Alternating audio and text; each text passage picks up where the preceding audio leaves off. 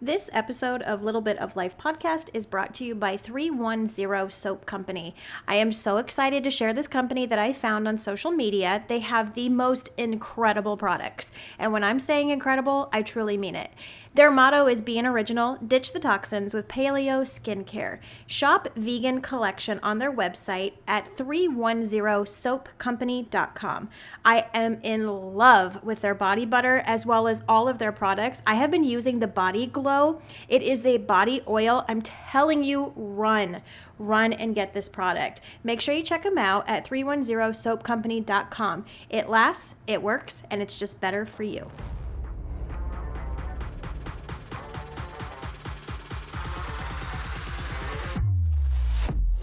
Welcome to Little Bit of Life podcast with your host, Tabitha, better known as Little.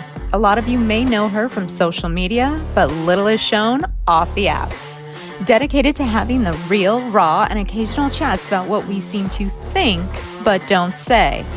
Special guests will join in along the way that have impacted her in a profound way. Very little is left off limits, so sit back, enjoy, and here's your host.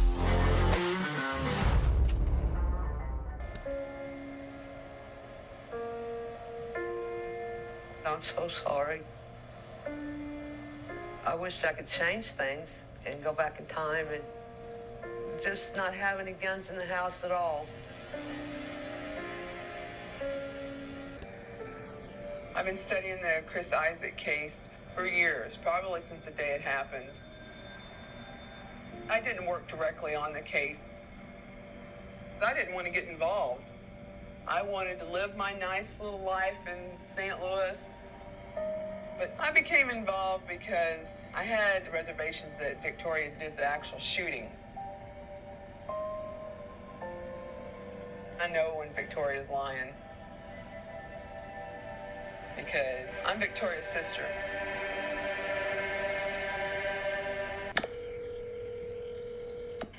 Where's your emergency? I'm at 365 North Church Street. I just killed my husband. You just killed your husband? Yeah, I shot him 6 times, 12 times in the head. My name's Victoria Isaac. What's the address? She called and said that she had shot her husband, and when we walked in there and seen that, it was pretty obvious that's what had happened. Hey guys, welcome in another episode, Little Bit of Life podcast with Little. We talk about those topics that need to be discussed. We think outside the box. And as the motto says, it's everything that we seem to think but don't say.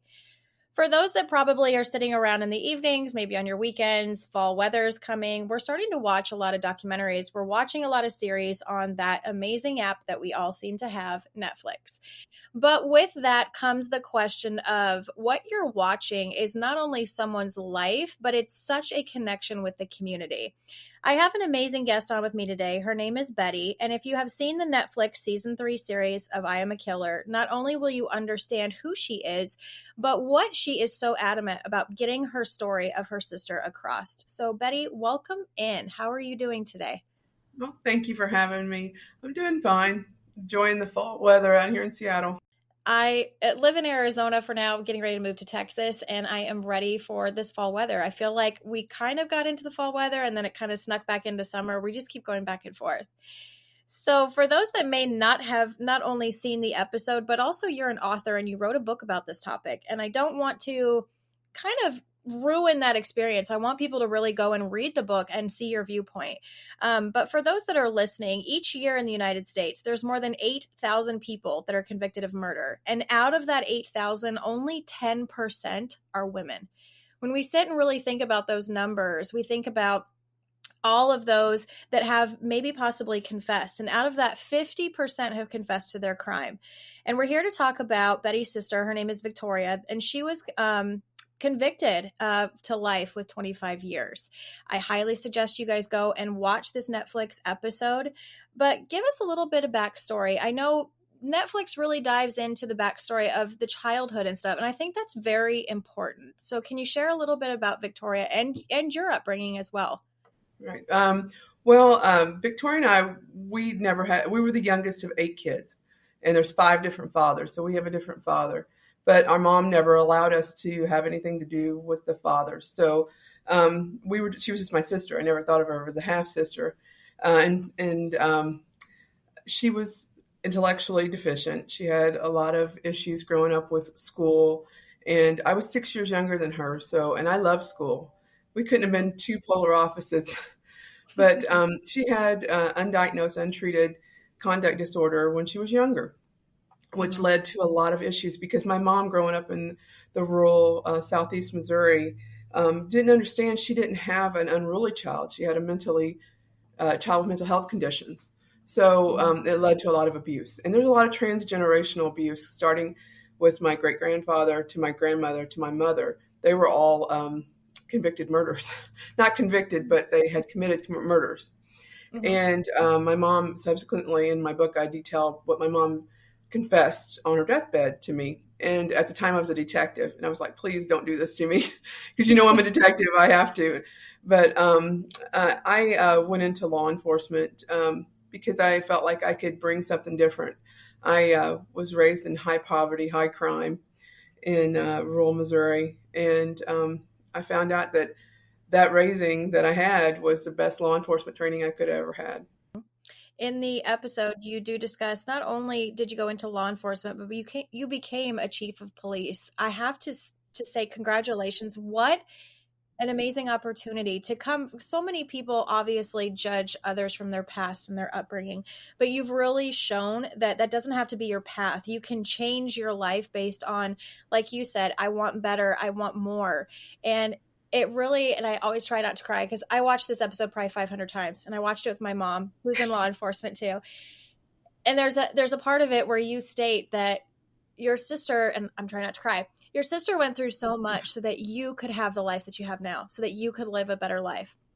And it's unbelievable to me, because when we look at society of how people are raised and their upbringing, it's almost like this immediate just pass off of, well, your life won't matter. Nothing you do is going to matter. And when you come from a childhood and a life in that home of abuse and alcoholism and stuff like that, people always just seem to think, well, this is just the life that you were born to live. And I'm so honored to have you on, because you've changed that narrative for yourself. And I think it's amazing, because now you're trying to change that for your sister, that maybe you're the voice now that's able to say, hey, maybe we need to look at this in a different angle and maybe have an open mind. Like, what an amazing opportunity. Chief of police. That's incredible to me. Thank you. I'm an investigator now. I got injured on duty, so I have to just do investigations, fraud investigations. So that's pretty boring. But I'm a woman of faith, like I talked about, and I believe that I was meant to do this because my mom always wanted to be a police officer. She would have been great, but in growing up in the 50s in rural Missouri, not having the right last name and being labeled poor white trash, she didn't have a chance. Mm-hmm. So, like, our childhood bonding, because my mom was very abusive, but the best memories I have of my mom is sitting reading true crime detectives magazines, and she would say, okay, tell me how this ends. Mm-hmm. Or we would be following a car, and she'd tell me, okay, what was that license plate? That was the best police training I could have ever had. Mm-hmm. So but I had really good teachers, and my fourth grade teacher's still in my life. Aww. And she said, Betty, you aren't what you come from. Mm-hmm. And so, and then I had a lot of social anchors, and I get into the book, like, if my sister would have done this, and I really would have lived, people say, oh, she's in denial. Well, if my sister really would have done this, I would have been like, do the crime, pay the time, but there was just so many inconsistencies. And there was a 911 call 5 days before the murder. My nephew, her son, who's schizophrenic, untreated schizophrenic, not undiagnosed, but 5 days, 3 of those days he's in care, in a 96-hour hold. He gets out late the 4th day, and within 12 hours of him being released, Chris is dead. So that was a big red flag for me. And then his actions afterward. He was supposed to meet me and my ex-husband, in Missouri, and because I live in Seattle, and to go to Vicky's sentencing hearing. She didn't have a trial.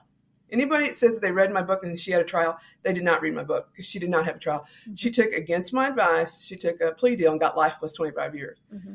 But and then he was on a plane going to Europe, where he got both of his feet cut off when he got to Europe. And so we've been having to deal with him being in Europe, and now he's in custody of German authorities for yet another homicide. So my sister thought she was doing the right thing because she is a protector. And writing the book was very cathartic for me because I went back and I realized how much of a protector she was, because I didn't realize she had taken that role of being the literal whipping boy or girl in this case.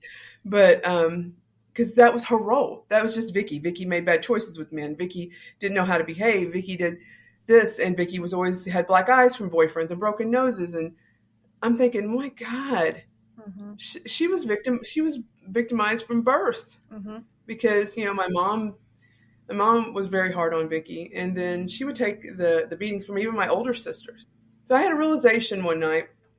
It was right after the murder, and she was arrested, and I was like, okay, do the crime, pay the time, right? And I went and I dreamed about us being little girls and how my mom had tripped over one of my toys, and she was, you know, physically assaulting me. And Vicky got in the middle of it and started fighting with my mom so I wouldn't get hit. And I thought, man, because she crawled back in bed with me later on, and I said, why did you do that? She goes, I don't know, maybe I deserved it. She didn't deserve that. She doesn't deserve life plus 25 years. I think that, and I'm never really, I'm critical to a point with law enforcement, but they're, you know, they have a job, they have a thing to do. I know I've been there. I've been on the other side. That's what made this so heartbreaking for me when they wouldn't listen to, you know, hey, I get it. You're doing your job, but I want to tell you this. You know, I've got the police reports for 2 years prior from my nephew. The escalation of violence was every few months he was hurting someone, and you didn't want to listen. With the episode, for those that may be listening and you haven't seen, we're going to give you just a little bit of backstory so you can kind of follow with us. So your sister had your nephew, Kenny, when she was 17. She had him pretty early. And like you said, coming from a abusive home where, you know, especially with her IQ being 75 or under, they start to think, you know, maybe this is what love is. And to normalize love of, you know, if I do something wrong or I do something right, I'm punished. There's nothing in the medium area of this is how I'm supposed to be treated. And she went through that cycle of, you know, going through abusive relationships, alcoholism, people that she felt this is just what love is supposed to feel like. Love is supposed to hurt. And always that almost punishment feeling of if I'd say the wrong thing or do the wrong thing, this is just normal. So when she moved in with Chris and they met and they got married, your nephew Kenny did move in with them.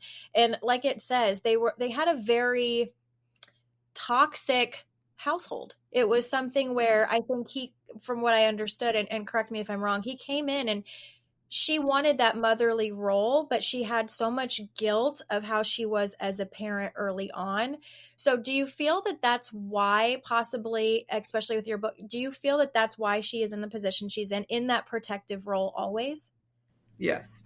She's the most self-sacrificing person you'll ever meet. She'll give up her own happiness for anybody else. And she'll give anyone the shirt off her back. She always has. And that's why the victim's family, who and I have a very, I don't want to victim shame, but I have a very tumultuous relationship over property that they wanted my sister's property. And that's why they don't care for me. So, but even they said they didn't believe Vicky did this. And then, you know, they don't want to believe the other narrative that might actually have really happened. But Vicky's always been that way. She's always been a protector of the people she loves. And just like with me, and my mom took that mother role away from her. My mom was the son and everybody revolved around her. My mom was a very violent person and very, you know, strict about that you listen to her. There's no talking back in our house. And, so mom took him away from her. And in the book, I describe exactly how mom did that and what it did to her. It broke her. It broke her even more than what she ever was, because Kenny was the first thing that she ever thought she did right. And then with him and his untreated mental health condition, it was, he didn't tell us about his diagnosis. I had to find out after the murder. And it explained a lot. But she thinks she's doing the right thing. And I've told her that. I said, you don't have to have repentance anymore. But she said, I made my bed, I'm gonna lie in it. That was famous words from our mom that she would say. With the 911 call, and it was like you said, it was prior. Coming from a blue line family, it amazes me because I feel that, especially now, there's a lot of injustice in the world, and it's something that people hear something and they get an idea in their head and they run with it, and no matter what evidence comes up or maybe what outside distractions come up, they just don't want to hear about it. They're just very tunnel visioned, and it's done and over with. Listening to that 911 call of Kenny calling prior to this incident happening, it's incredible to me because he's voicing, you can hear just the panic in his voice of he's done, he can't do this anymore, and he is confessing at this point, which amazes me, of I'm done and I'm thinking about, homicidal and suicidal thoughts, and I'm ready to kill my stepdad and my mom and then myself. And in the series, when they talk about it, the prosecution is like, yeah, we heard it and it's there, but it's like, but that doesn't perk someone's interest. That amazed me because shortly after the incident happened where Chris has now been murdered and no one is looking. I mean, it's, oh, well, there's no gunshot residue on his hands. Okay, well, there was a time period within a couple of minutes that she waited to call 911. She called. But what happened in that little gray area is what I'm trying to get listeners to think. She's a mother. This is her only child. Mothers have that intuition of protecting their children, no matter at what cost. So when you see this and you hear this kind of go down, how did you feel when that was released, when that 911 audio was released? Do you feel that police really paid attention, or do you think they just kind of passed over it? No. And another thing, in a 96-hour hold, that's what they do for a psychiatric hold in Missouri, why wasn't the guns taken out of the house? Why wasn't that gun was right there on the thing? And he told him, I'm going to shoot, I'm going to kill him. And he said, I don't have any guns right now. I don't have any guns right now. I don't have any guns. He did have a gun. Why wasn't the house looked at? They only interviewed him for 40 minutes after the murder. The first interview they had with him, they didn't even have a recorder, a $10 recorder, which in this day and age, if you come from a law enforcement background, you have to have a recorder. I was one of the first chiefs to ever have a body cam in my patrol car because it protects me and the public, And I was like, a $10 recorder, you didn't have that. And then you interviewed him for 40 minutes. You let him leave and go clean up the crime scene. He cleaned that crime scene up. Mm-hmm. They didn't have a crime, and they didn't have a crime scene unit that went in there. And that's one of the things with rural law enforcement I always like to talk about, because it's a great opportunity to start out in rural law enforcement because you wear many hats. You do your own crime scene, fingerprinting, booking, blah, blah, blah. But then you have a major case like that. They said they activated the major case squad, but did they? If you're going to allow him in to leave 40 minutes after the interview, and then you allowed the victim's family to go in and allegedly get a suit for the murder for the funeral, I would never release a crime scene within a matter of hours. I don't care if it was a suicide that we knew, and they're telling us and they're on 911. No way. We're going to process that scene. So I didn't understand that. There's just so many, and then they don't want to take responsibility because that 96-hour hold. Why wasn't there gone more done with that and kept him in a psychiatric ward a lot longer than what he was? And another thing, Vicki had an open case from Division of Aging in the state of Missouri. I had called and did a hotline call because she was getting abused by him and the husband. And I'm not here to victim shame, but the husband had a tumultuous past as well. He had pled guilty to a sex crime. And but in the state of Missouri, if you pled guilty and you went into a misdemeanor in the late 90s, then you weren't required to register. So she didn't know this till after she was married to him. So there was a lot going on in that house. It was a perfect storm for a tragedy. And I went in depth in that in the book. And I'm the last person to victim shame, but there was a lot going on in that house, a lot more than what 40 minutes of an edited show can show. It was. Mm-hmm. But as far as they talk about in there, especially with the weapon, she says that her and Kenny, her son, knew how to use that. It was an older weapon. So the fact that that's in there and, doing the research and stuff, it's something like you said, why were the guns not removed from the home? I mean, that's just, if you have a hold on someone that is going through mental health, that is the very first thing that law enforcement should be responsible to communicate and go through and ask the people in the home, are there any weapons? You don't just ask that individual themselves and then just say, well, we'll chalk it up as a loss. And I like how you're talking about rural towns, because I know I'm going to have listeners that are like, well, this doesn't happen in my town. You would be amazed at the things that happen in small towns. I had an amazing guest on with me, a canine handler, that we were talking about men's mental health and how it affects, law enforcement. And he's talked about working in a small town, a rural town, how things are just passed off. Things are just, glazed over. It's something that you don't talk about stuff. And if you are that one person that kind of creates that wave and you bring something up, you're shunned out. You're looked as weak. You can't be respected in that role. So I think that's huge to talk about when something as this magnitude of a tragedy happens. Are we prepared as rural towns? Are they prepared to handle stuff like this, especially in that allotted time? And after reading your book and seeing, I think this needs to get some pressure on some rural towns, that changes need to be made, because it makes you wonder how much is overlooked that could really affect and save somebody's life. Yeah, and that's, I was a speaker for the National Alliance on Mental Illness this weekend in Jefferson City, Missouri, their conference. And there was no representatives from the Boot Hill of Missouri. None.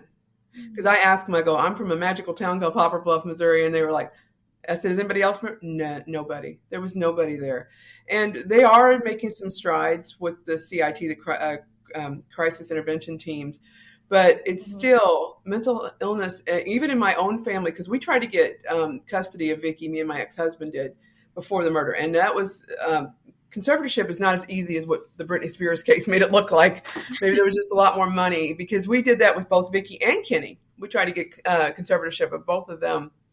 And especially when someone's married, her husband had a lot more rights than we ever thought about doing.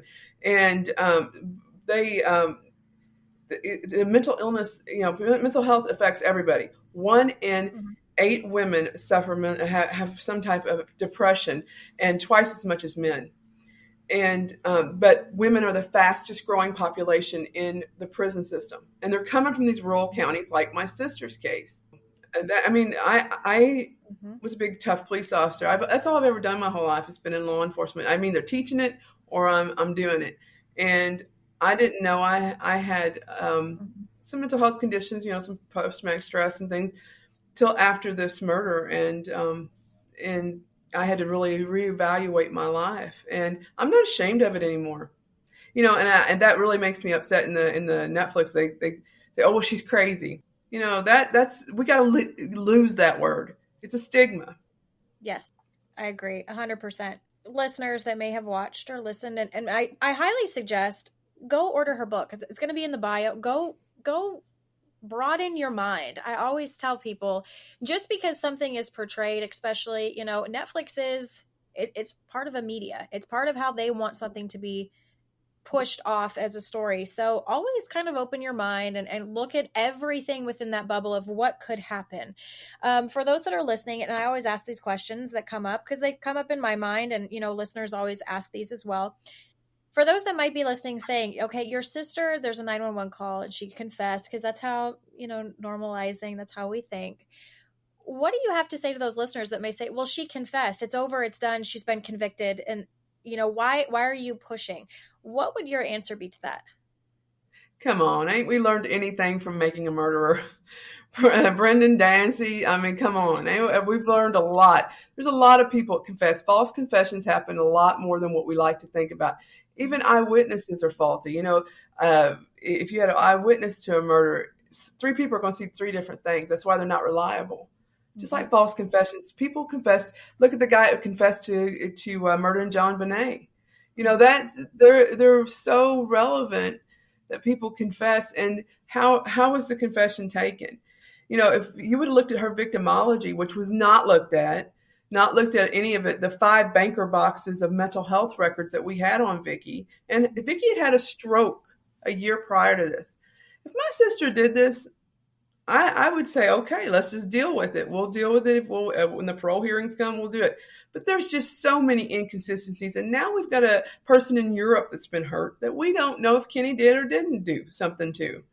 So by not listening and having tunnel vision, which is the most faulty thing that a criminal investigator can have, now we've got another victim, possibly in Germany, from the same person. And you don't know how many people have contacted me afterwards that were in Kenny's life that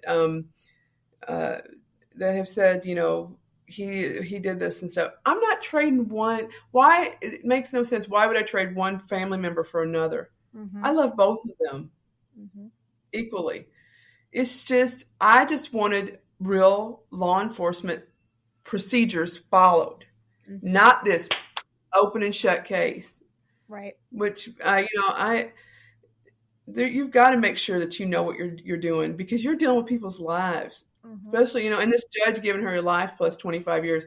There was a guy, I helped a lady here recently. Her son was murdered and put in a pond, and she had to pump the pond herself to get his remains because law enforcement kept putting it off. But that guy that killed her son hid the body, didn't confess, finally did say something. After years of him being in this pond, he only got 19 years. My sister allegedly calls and that's another thing with the 911 call. We don't know how much time had went between that. There was more time than what we know of, probably, because nobody around them heard any shots or anything. They were in a trailer, but it was a very big lot that they were in. So we don't know how much time really went through that he had time to do whatever he did. And Kenny's very manipulative. When you read my book, you'll find out about the gloves. He kept making a big deal about these gloves. And there was a lot of stuff that went on that I think it was just too open and shut. And to say that and to release that crime scene so soon. There's a low card principle in law and criminal justice that says you can't go into a crime scene without depositing something. You can't come out without taking something with you. So that crime scene was contaminated the moment they let that family in to get this funeral closed. That, you know, the funeral isn't going to be for days anyway because they have to do an autopsy. So I just don't understand why the procedures weren't followed. You know, they went to the same law enforcement academy I did, and I just didn't. I didn't get it. But when I was asking questions, I was shut down and threatened with arrest. And I was like, "You're going to arrest me for asking questions? I would never arrest somebody. Why would you waste the time and get in a probable cause?" But that's what happens in these small towns. They have these institutionalized families that are institutions. And if you're not in part of that family, you're an outsider, or you're asking too many questions, shut you down with arrest. And I after he threatened to arrest me, I was live tweeting out in front of the courthouse. I said, "I'm here. Don't go to the media and say I'm hiding from you, because I'm not. If you want me, I'm here." Because I wanted my day in court. But when we were filming with Netflix, I was worried I was going to get arrested. I wondered. And I wondered how all of that. Yeah. Because, I mean, I'm sure it's opening wounds on both sides for the victims' families, but also with you, because you have, especially with your background and your experience, you have something to say. So that's why I have you on today, is because there's always different angles that people have the right to speak and have a platform to speak and have no judgment, because we all have our own opinions. And, you know, with your expertise, you have an opinion and you have something to say. So with your sister, especially, you know, when they were discussing, you know, her IQ level, my question that was not answered, and I wanted to check with the law enforcement and like her being questioned and the recording, did she have someone with her from the police department, or was someone brought in due to her IQ level to be an advocate, so to speak, for her, or was she just by herself? No, and they knew me. That's the thing right there. I didn't find out till 10 o'clock at night. This crime happened at 8 o'clock in the morning. I had to call. My nephew said, because Vicky usually called me like 50 million times a day after her stroke, you know, and I was like, I haven't heard from Vicky today. I told my ex-husband, I said, I'm going to call Vicky. It was 10 o'clock. My nephew said, well, she's in jail. And I said, well, what for? He said, she murdered Chris. And I was like, they had nobody there. It was an advocate for her. They knew who I was, and they knew what I did. So because I had formed a relationship with them because of the abuse she was suffering. that amazes me that they did not have somebody there to act on her behalf, not obviously speak for her, but somebody that may have experience. I mean, when we're talking about mental health on its own, that should be something that is held with caution. And then we're talking about mental disabilities. I mean, that is crucial. Like you brought up, we're talking about Making a Murderer, Brendan Dassey. It takes something so tragic to happen to an individual for people in law enforcement to be like, hey, you know what? That isn't right. So I have concern with that. And I mean, everyone laughs, my family, you know, my boyfriend, he's like, man, you're really getting into this kind of stuff. And I said, when does it come up that advocates are required when it comes to mental capacity like this? Because you see that they are able to be coerced, I guess is the best word to say it, and they feel almost that sense of guilt of, well, I've been in situations that I just have to say this or feel this way. And it reverts them back to even past childhood, PTSD, trauma. So that amazes me that she was not only interviewed and brought in, but there was no advocate there. And the one advocate who is in law enforcement and is her family member is you, and you were never notified. That's just mind blowing to me. No. And they knew me because I called that. I looked at my phone records. I'd called them 89 times in 1 month and told them, you know, that something's going to happen. I kept telling them but, you know, in Missouri, they have officer discretion and they can, if they make an arrest, they make an arrest. But there is a law that if they come out in 12 hours, somebody has to get out of the house or could be arrested. But it was a small rural, the town was 800 people that they lived in. And they knew exactly who I was and what I did. And that, because I'd had lengthy conversations about law enforcement procedures and stuff with them, not like telling them, but just like, you know, talking shop with them. So they knew me. They knew my phone number. They knew how to get a hold of me. I said, you can call me anytime. And, but they didn't. They kept my sister there. She would confess to anything if you told her to. You know, and you have to look at the victimology. And I think that this is where the defense didn't do a good enough job. And I tried to help public defenders. I'm like, hey, I'll take my expertise. I will help you all I can. I'm a free investigator for you. And they didn't look at the victimology of her and her bring up a lot of the stuff. But I don't think it would have helped because this judge was elected by this family. And I say that with a lot. This judge has a lot of the problems too, because these are all elected officials, you know, and when you've got a county of 21,000 people and this family has 8 children in it, plus their spouses, plus the aunt and uncles, plus, you know, they make up a majority of this county. My sister didn't have a chance, even though she got to change of venue to the next county over. She didn't have a chance at all. And that's what I think was great about Making a Murderer. They show that these institutional families do this stuff, and that they have these same things like, you know, with Stephen Avery supposedly was sexually harassing the deputy that was friends of her, and you know that's what happens, you know, with these smaller towns. That's what I tried to put forward this weekend when I was talking to the NAMI people, was that it's not coming from St. Louis and Kansas City. It's coming from these rural counties that don't have resources, don't have mental health facilities. The nearest women's shelter for my sister was 80 miles. That might have been on the moon for someone that has a 15-year-old car with living on fixed income. You know, that's the things we have to think about, the resources and where you're at.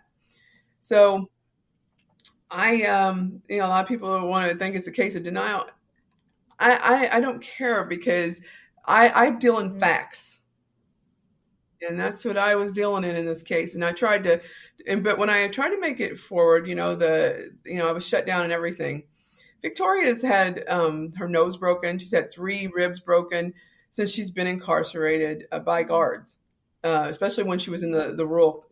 She never got out of jail. And so she's had some problems. And then I would call down there, hey, you know, this is her mental health condition. Let's talk about it. Let's get some mommy sources down there. Let's get CIT in there to talk to you about how to deal with somebody like her. But they have no clue. And we've made these jails our new mental health facilities. And that's where they're getting most of their help. So with all the facts and with all the information and you writing the book, if you were to put all of us, for myself as the host and the listeners, if you were to put us back in that situation, in that house, on the day that literally changed so many people's lives, May 14th of 2013, we're going to be right there in that moment. What do you think happened in that day? If we were to be there on the outside, what do you think happened? I think that Kenny got up early, and Kenny is a person who is like my mom. Revenge is not a concept to them. It's a way of a living creature. And I think that he had been plotting this the whole time when he was in the mental health institution for the 3 days. And then they got home late the fourth day. So that saved Chris's life and Vicky's life probably. And then he was like, he got up really early, went to the store and bought something and then came back. And then he said, oh, this is my chance. This is my chance. And loaded the gun. It was a 6-shell gun because I knew this gun very well. I trained with this gun. It was one of my target guns when I was going through police academy. So it had a slow trigger on it. So Vicky had 14 medicines in her system at the time, painkillers, a lot because she was in a lot of pain because of her stroke. So she's asleep. She hears that gun go off and then finally gets up after the first 6 are shot. She comes in there. Kenny's already reloaded by this time because Kenny is 6'6". Vicky's 5'6". She's a tiny little woman because I'm 5'9", so I think she's tiny. And that's where you get some of the blood splatter in her nose. She has blood splatter up in her nose because she's up fighting a 6'6" guy for a gun. She either can talk him out of it or stop it, and he or make promises to him to get him to stop. And with the gunshot residue is not a beat all end all. It just says that she was in the vicinity of a gun that was shot. Let's get that straight too. That was her big smoking gun, literally. That she was it's that she was in the vicinity of a gun that was shot. Okay, it's like talcum powder. When it comes out of the gun, it goes and gets all over you. So she has him throw, and he throws the gun because the gun was thrown. It was underneath the TV across the room from where the victim was. He goes in there, starts cleaning up, and Vicky starts contemplating, I know I can do the crime. I can pay the time. Mm-hmm. I can do this. She had served a little bit of time for a DUI because she had an alcohol problem. And so she has Kenny clean up, and then they call 911 very quickly. I mean, and that's what happened. She just confesses. If you listen to her 911 call, that was another thing with her 911 call. It sounds like someone. It's not like, oh my gosh, I just killed my husband, and you just have to come get me. It was like, I just shot my husband. Very calm, very calm, in my opinion. Like she's calm. Taking. Me too. She's taking she's like showing up for work. This is something she doesn't want to do, but she's going to do it. That's what it sounded like to me. I don't know anybody else, but because I tried to think of this objectively, like I write in the book, I didn't want to go into this as a cop. I wanted to go in this as an aunt that was trying to clean up a tragedy, that was trying to take care of mental health people. And I didn't want this, and I didn't want to get involved. But man, everything just kept clicking in my face so much that it's like, I got to say something. Because this just isn't right. Because if I take an oath and I'm going to protect and serve, well, damn right I'm going to protect and serve. And this just wasn't justice. No. And I was trying to help them. I called immediately and tried to get them. They didn't call me back for 3 days till after the murder. Which makes you wonder what was discussed or planned. I mean, I hate saying planned, but we've all seen all these other shows that it happens, that it's affecting people's lives and it's ruining lives. That's a lot of time span in 3 days that can happen. There's a lot that can be arranged or, kind of manipulated at some point. But I like that you bring up that 911. I think I've replayed that 100 times because when we listened to 911 tapes, my mom was a 911 dispatcher here in the giant state in Arizona for Phoenix PD. And it's interesting because I had her listen and I'm like, I'm not going to say this is coming up. I know it's coming, but and she's like, okay, that's weird. That's too calm and constructed. And I said, it's too simple. It's almost like a script of, I know what I have to say. I've worked with, mentally challenged or disabled individuals, both adults and children. And when you give them a description of this is what's going to happen, they live based on the next moment, not what the future looks like. It's just in the right now. And it seems so simple to, like you said, of this is what I have to do. I'm going to do it. And then once that call is done, then I'm done. Like I can just let go. It was just weird. And that's why I reached out to find you, because I'm like, this just doesn't sit well. I mean, when you confess to a murder and you're stating that not only was it your husband, your partner, your spouse, but that you did it, there has to be some form of panic or concern. And there's nothing. There's no tone. It's just flat. That 911 call is amazing to me. Right. And if you've talked to Vicki at any time, are you serious? She's a very peppy person, even, because abused children know how to make the best out of any situation. And that's why I got the title of my book, If You Can't Cry, You Can't Come Here No More, because she was very peppy the first time I seen her in jail, happier than I'd seen her in years. That has to tell you how bad her life was outside of jail. And I couldn't quit crying these big, ugly tears. And we're big Missouri girls. We don't cry. And she said, if you can't quit crying, you can't come here because I can't take your crying. Because that was, when I would be crying, my mom was abusing me, my sister would jump in. Because as soon as she heard me start crying, then that was it. And I think that's why I had to title this book that, because it's just an homage to her, that she did that. But another thing, the prosecutor that was in this case is no longer the prosecutor of that county, the one that appeared in the Netflix show. So, and he has plenty of time to read my book now. I couldn't stand. I really wish they would have. I mean, Netflix, if you obviously listen to some of this stuff, do a little bit better, because I don't think that was very appropriate of, I don't have time. Everybody has time. It's just based on what we want to read and what we don't. So I found that to be very, very negative. I didn't like that in there at all. He would have liked me being a police officer of a case I would have brought him, because I'm very thorough. Mm-hmm. And I was very gracious to him. Mm-hmm. I don't think he gave me the same courtesy, but he's no longer the prosecutor. So I'm going to send him a copy of my book. See how he has time now. Mm-hmm. With the Netflix at the very end, when they talk about, and they bring up with your sister, Victoria, when they talk about, with Kenny, we think possibly her demeanor changed like that. It was, did somebody talk to him? Did he say something? It's almost this monumental moment of that mom mode kicking in of, I'm protecting my son. Is something wrong with him? And I think that was a very moving and shifting moment. So for your sister. And I wasn't in the room for that, by the way. I want to clarify that. Really? I was not in the room for that. I was out. I was in there with her the whole time. They always have someone with the offenders mm-hmm. that is there. It can be legal counsel or someone. She's exhausted all of her legal pills. So she said, can my sister be here? And they're like, sure. And so I sat in there with her. And I was not in the room for that, because I wanted her to say, maybe confess. I wanted her to say, no, I really didn't do that. I was hoping. Mm-hmm. But then they switch, clever editing, they have it that I'm in there with her the whole time. I wasn't in there with her the whole time. Yeah, because it looks as though you're there. Yeah. I wasn't there at all when they were interviewing her about that. Then when she had her hair down, I was only in there for like 2 minutes, and then I left, because I had talked to the producers and said, hey, you want to talk to her about Kenny? I want to be out of the room because I don't want to look like I'm doing it. But they, the editing made it look like I was, but I wasn't. I wasn't in the room, and I got the text and stuff to say that I was not in there, because I was outside, and while she was talking, I was hoping that she would say something, because at that time when they first approached us, they were like, we're not going to talk about your book. I was like, fine, I don't care. Just, I want my sister's story out. You don't have to say anything about my book. Mm-hmm. But then after they started digging into it and started looking into it, and then I think the way that they were treated with the county officials is that they were like, oh, we're going to talk about this book. Yeah. Because my book isn't just about a true crime. I'm not a true crime writer. My doctorate work is in psychology. Mm-hmm. So I wanted to show the transgenerational trauma of how we get someone to confess.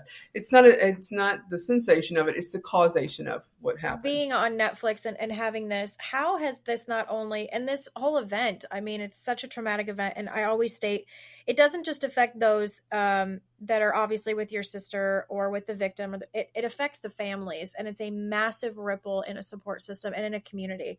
So how has this affected your life? What does your life look like now, almost fighting for that voice and that change? What has this done for your life? I have gotten a lot of support from law enforcement all over the world. British police officers, when you got an Iceland detective saying, "Hey, I will come help you," there is that's something to say. But I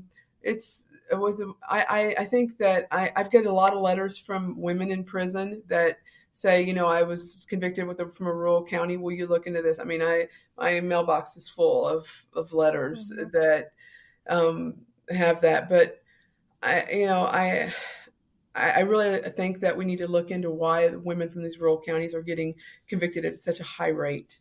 And I know Missouri's a red state, and they want to show that they're tough on crime, and I'm good with that. But there's other mitigating factors where there is some mental health courts, which I think Vicki should have went through a mental health court, but they didn't have it down in her part of the state. They do in other parts of the state of Missouri, not where she was at.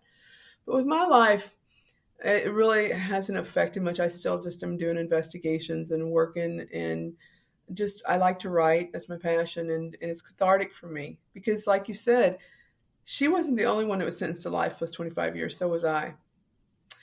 And I've tried to bridge a gap with my other sisters, but they don't see mental health as a problem. They think that people should be able to pull themselves up from the bootstraps.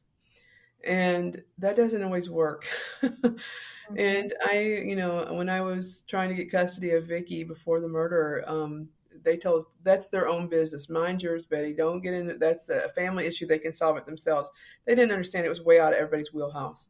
For those that are in an abusive situation, whether it's with a partner, a spouse, any family member, a roommate, a stranger, anything.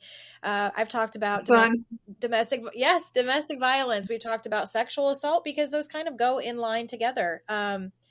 It's very hard, especially for victims, to understand that there is a way out. They don't want to burden other people, especially family members, with their problems. And she does stress a lot that, there was many times that she feared that she was going to lose her life because of the abuse. She would reach out to you. And it amazes me that nothing in regards to mental health and disability, nothing was provided as an advocacy for her. It was just... No, and this judge, at the same time they were sentencing, the family was up there. They got to say theirs, and I got to say mine. And the family said, "Well, you know us, Judge." And while they were doing, they were talking to me about my sister. The prosecutor was not supposed to speak. It was supposed to be just me pleading to the judge for my sister. And he goes, "There's only one victim here." And I'm like, "You're not supposed to speak." And that's what I was thinking. You're not supposed to say anything. See, that's what it is. It's these families. Everybody knows everybody. Everybody knows everyone. And that's what you have in these little small counties. And that's why you've got such a high rate of women getting sent to DOC, Department of Corrections, from them. And they don't, there's a really famous case in Missouri called the Patty Pruitt case, where she was a sexual assault victim, and she's in prison for her husband's murder as well. She's actually by Vicki. And there's a lot of parallels because they both come from rural counties. And when you got a judge that's fighting, a prosecutor that's fighting to keep them from testing DNA, which might find the real killer, if there is a real killer, that's a problem. I just don't understand it. A prosecutor's job is to zealously pursue justice. That's what I teach my criminology students. What are you really zealously pursuing justice by putting a woman that's got an IQ of 75 that just had a stroke a year prior to this, that has hemorrhagic strokes often, in prison for life plus 25 years? Who's that helping? I was going to ask, what, being that she had life plus 25 years, what, in your contact, how often do you speak to her? How is she doing? What does life look like for her now with her being incarcerated and mental health not being something that's taken care of in these correctional facilities? How is she doing? What does life look like for her now? She has renewed her faith. She teaches Bible study to the younger inmates. She's in the Puppies for Parole program, which she gets to work with dogs, which that's one thing that she's always loved, is animals and little kids. And she even has her dog tattooed on her shoulder. I just seen her a few days ago. I actually was in Missouri doing that conference, and I got to see her. And her life is happier now that she's in prison than she was when she was out. That's how bad her life was. And I think the guards have the ones who've read the book and seen the Netflix. They know that there's a possibility that they're dealing with someone who shouldn't be in where she is. But I mean, they do their job. They, if she gets in trouble, she gets in trouble. But she has been really good, and she gets to see a psychiatrist once a month. And the only problem we've had is with her meds. Making sure she gets her meds, and they know, oh, it's Victoria's sister's on the phone about her meds again, because. But I shouldn't have to be an advocate. They shouldn't have, they should have to, do what they need to be doing. But her life is actually better. I hate to say that because she's not being abused maybe in the way she was with, the husband and Kenny. And but her meds are regulated out. She can go to, but she's a child of abuse. She knows how to make the best of the worst situations. I've seen my sister abused horrifically by my mom, and just to go and act like that's just Tuesday to her, and she makes the best out of every situation. And she's just a light. One of the guards told me, they said that she's a dear soul, and that she does. And I wish that the victim's family would see past their hurt and anger and see what really, not just buy into what law enforcement told them and look at the actual evidence. And, it may be circumstantial. They're relying so heavily on gunshot residue, which a lot of states don't even rely on. And they're relying very heavily on that. And they talked to Kenny for 40 minutes. I mean, come on. Nobody talked about killing anybody until Kenny called 911 and said he was going to kill somebody. And so, in that home, there were 3 people that day, and obviously one was the victim of murder, and there's 2 remaining people that were there that are able to tell a story. So when you think about putting someone in prison for life and only interviewing that other individual for 40 minutes is unheard of to me. I mean, we see all of these. I mean, they're everywhere. They're all over TV. They're all over Netflix. They're all over cable, everything of, I spent hours and hours and hours being interrogated and questioned. But 40 minutes, that's all it took was 40 minutes. 40 minutes. And the lack of interviewing, what could that have led to is my question. If you would have taken the time, what would Victoria's life look like? How different would everyone's lives be? And now that you said that there's another case, a homicide case that's open overseas, like that could have saved someone's life. We don't know what's happened between them because he's been over in Europe since 2016. And he's been homeless. We don't know exactly what he's been up to over there. I do know that I went over to Germany and tried to get him home. And on my Facebook author page, I actually put a video up of when we found him, and he was trying to not want to come back. And I think that there should have been more caution. I would have rather them erred on the side of caution than to have made a rush to judgment. Oh, we got a confession. Well, we're done. And, take the time, process it. If I worked with the FBI in St. Louis when I was a detective, and I was assigned to the FBI. So I know that they could have had the ERT team come down there with no cost to their taxpayers. The evidence recovery team from the FBI could have come down there and processed that scene if they needed to. Because I've been with the FBI when we've done that. And I know that they could, but they didn't. They had a rush to judgment. They had this victim's family who's very influential and had a lot of votes for them.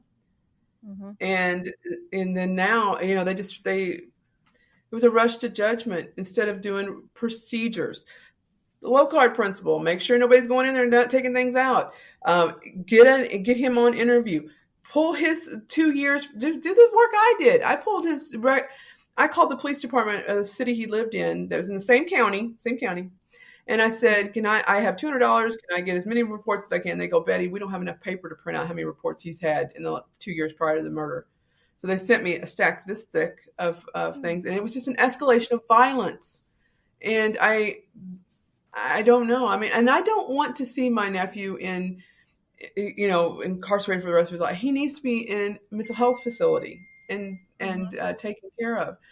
And that's why it's not denial. It's just, okay, let's talk about the facts. If you can find something that refutes me, I'm more than, I'm open-minded. Let me see it. I'm from the show me state. Show me. I don't understand, but you ain't showed me anything yet. And, I was teaching in Ferguson. I was teaching policing during the unrest. So I was dealing with my kids trying to learn how to go into law enforcement from a different racial background, and then dealing with my sisters from this rural area at night. So I had that dichotomy of these two different types from the same state. They'll same laws, but whatever, if they have something that's irreproachable besides this gunshot residue, which is not fail safe, that's another thing. With listeners, to close up this episode, I highly suggest, one, keep your mind open. I always suggest that with any topic that we talk about. And two, understanding that just because something may not happen in your state or your county or your town doesn't mean that it's not happening in other parts of the country and all over the world. I think this is very important that we always sit and look at all sides and all possibilities before we rush to a conclusion. I really think that that's important, especially specifically with this case. We need to look at somebody's background. We need to look at how they were raised and almost this protective role that she's had ever since she was 7, 11, 15. I mean, it's just progressing. You made a statement that, your mom was very abusive to your sister. When you would go into and get in trouble, she would take that attention away from you in order to almost take the beating. And you made a comment that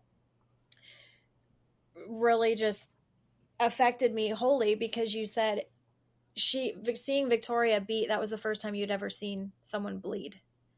And I didn't know what that was. And it's incredible to me, because I think from such an early age, she took on the role of being responsible for everyone else's pain, for everyone else's mistakes, and almost felt that her role in this life was to be punished.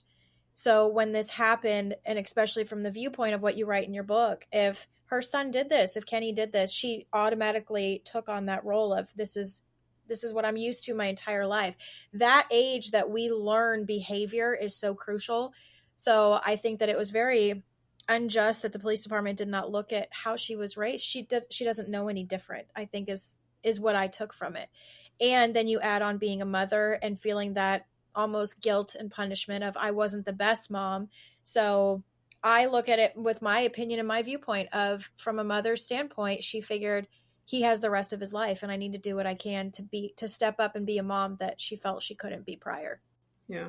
And that's one thing. I specialize in crimes against person.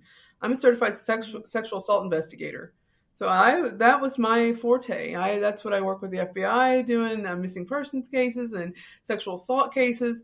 So victimology is very important. It's a part of the crime. That's why it's not just in victimology on both ends. If you watch any of the other cases on I Am a Murderer, I hate that name. I am a killer, but I hate that title. But I don't like it. But I give them a little bit of lax because they're a British company. So I think maybe it's a different connotation, a cultural thing. But a lot of those have similar pasts in my sister. And it's not that they're sympathizing. It's that we don't hear from the killers. I mean, if we do, it's some sensational Dahmer type thing, and I don't want to hear that. I want to hear, how did we get to this point, and how did we prevent it in the past? Because I'm all about stopping crime, preventing crime.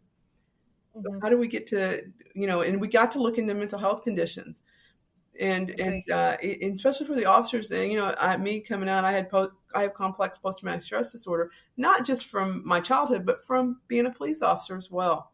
Mm-hmm. It's breaking that cycle and understanding that mental health needs to definitely be looked at, especially with investigations, because in order to break the cycle, we need to I think we need to dive in and understand mental health more.